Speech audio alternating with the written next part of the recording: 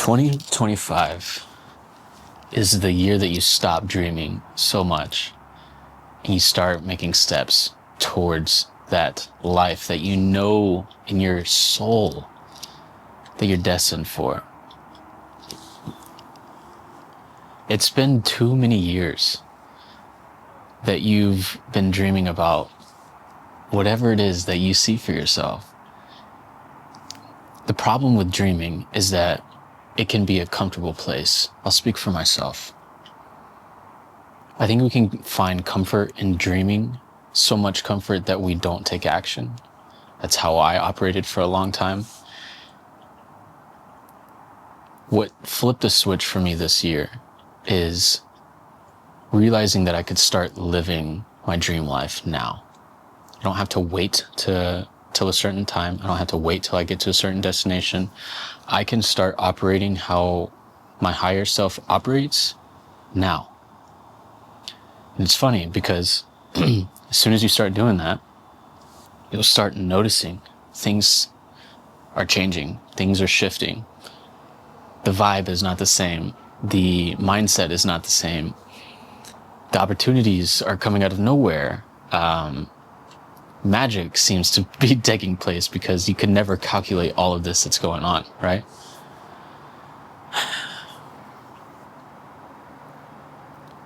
That dream life that you want doesn't just happen on its own. It doesn't just take a flip of a switch. It takes baby steps, slowly but surely, doing one thing one day, doing another thing another day, stopping yourself from doing this bad habit on another day, and replacing it with this book, and coming across this author, and this YouTuber, and this little thing. It's baby steps. There's no way you can just do it all in one big leap. I think that is the key to making your dream life a reality, is to fall in love with the process.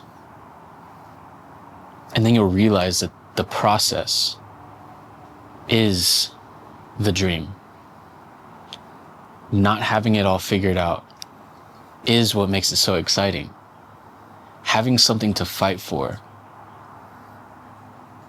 to fight through friction, to overcome, to get a magic opportunity one day and just like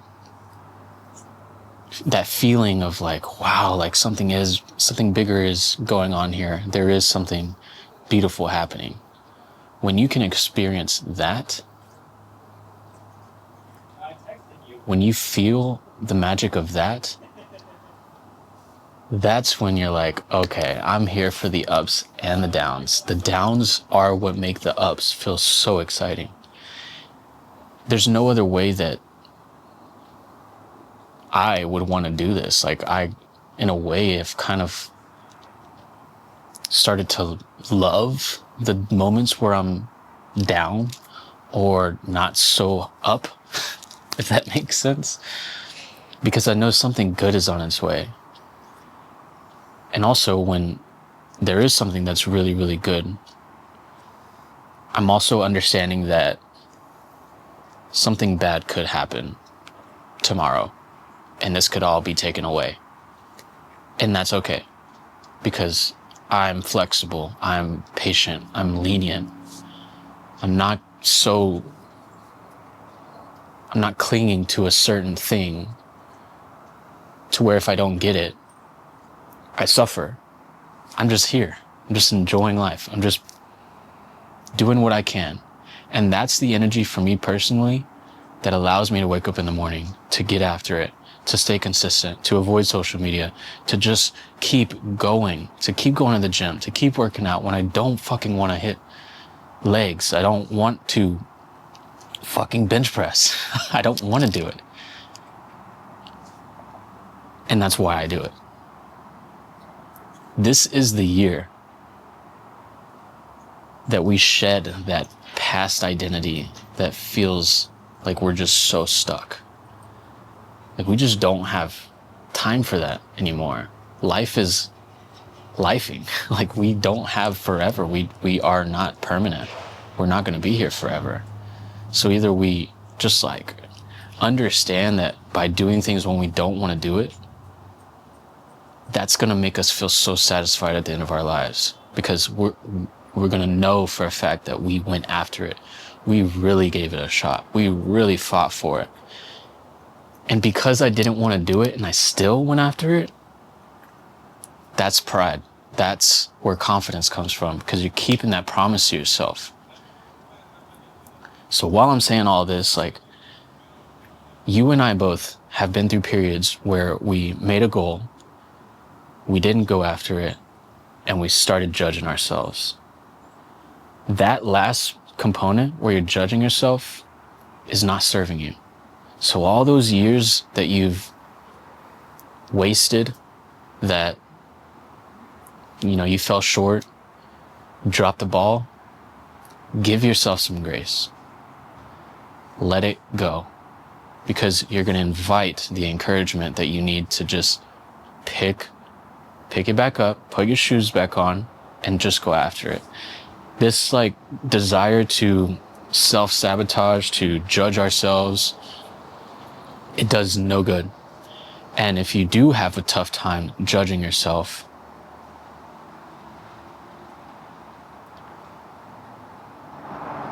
know that every single little thing that has happened in your life, every event, every person, every mishap, everything that fell short, there is a deeper reason.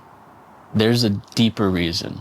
For me, all those years of just self-sabotaging, drowning in self-doubt and not posting content or the ideas that I had in the moment and just like beating myself up serves a purpose, because it makes me feel like I understand those of you who experience those emotions. When you go through a terrible thing in life, or you have a bad habit, or you have an addiction that you don't like vocalizing, yes, on the surface that might seem like a bad thing, but does it mean it has to be bad forever? No, you get to write that story. That's completely up to you. You are 10 times more qualified to help other people with that addiction or whatever it is than some old random person who's had a perfect life, always stayed on top of their goals, always crushed it, and never ever experienced failure, or, you know, in the same boat as you or I, which honestly is just like a fairy tale. That's not true. Every single person out there experiences shit. Everybody. Nobody has a perfect life. We all have our baggage. We all have the things that we need to work through. We all have our shit from our childhood that's guiding us to that's a whole nother topic, and I'm not going to open that can of worms, but we all have our baggage. We all have our things that we're working through. And the quicker that we can just accept that and stop judging ourselves is the moment that we start to experience change in our lives. I can say it for myself countless times in my life where I realized that I was getting in my own way, that I was beating myself up, and that was not an act of self-love. And the moment I started to rewrite that story, to love myself, to give myself grace, you know, like when you see a little kid messing up on the bike and they keep falling over, what are you going to do? Are you going to go over there and call them stupid? Are you going to say, what, you can't fucking ride the bike? Like, what are you, 5 years old? Are you going to go over there and talk shit to him? Or are you going to go over there, guide him, pick him up, encourage him, give him some love so that he can learn how to ride the bike? That's the key. So that he can learn. We are all going through this process where when we're starting something new, it is by definition unfamiliar, uncomfortable, no clue what's going on here. And the more that you can dance in the unknown and the possibilities and the willingness to make mistakes and to admit that you don't have it all figured out, because you don't. Nobody has it figured out. The quicker that you can get to that point, the more that you are going to experience amazing feelings in life where you start to fall in love with the ups and the downs, and you start to appreciate the present moment. You appreciate those good times. You appreciate those bad times.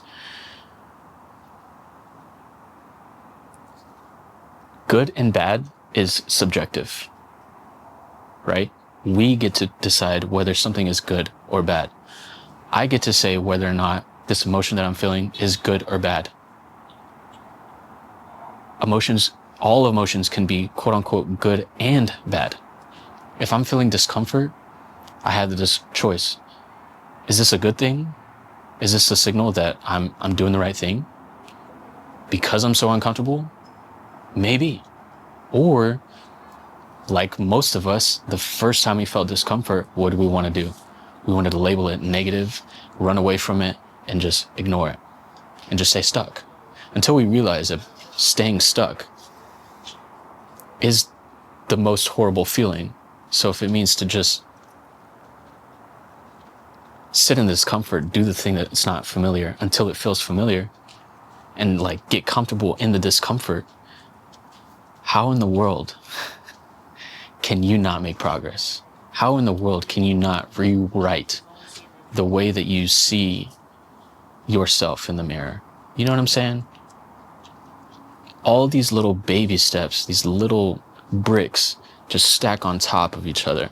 But at the core of it all, the foundation has to be self-love. Because if you don't love yourself, you're going to continue self-destructing. You're going to continue blaming yourself, getting in your own way, saying that it's your fault, that maybe if it's not your fault, then it's everyone else's fault. Why me, God? And I just think that that is the most hopeless, helpless place to be. And it doesn't serve you, doesn't serve anyone around you. It doesn't make the world a better place.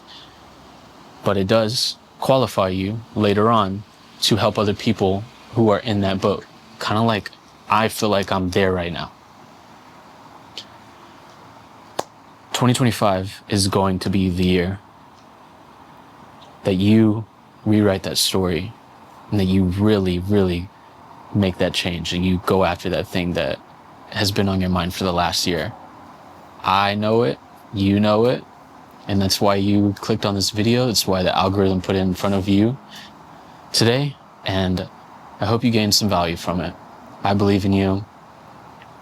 It's really you against you.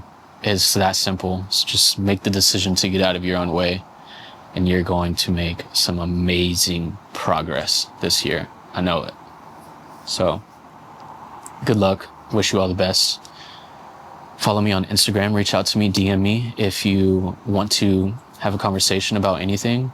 Always open to chatting with you guys. And my handle is @AshtonTJoe. So, go check that out, and I'll see you in the next video.